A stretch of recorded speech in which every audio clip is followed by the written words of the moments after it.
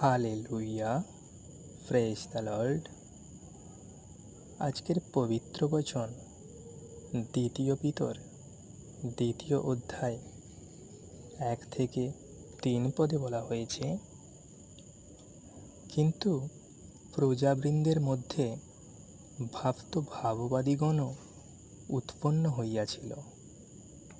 সেই প্রকারে তোমাদের মধ্যেও গুরুরা উপস্থিত হইবে। তাহারা গোপনে বিনাশজনক দলভেদ উপস্থিত করিবে, যিনি তাহাদিগকে ক্রয় করিয়াছেন সেই অধিপতিকেও অস্বীকার করিবে। এই রূপে শীঘ্র আপনাদের বিনাশ ঘটাইবে।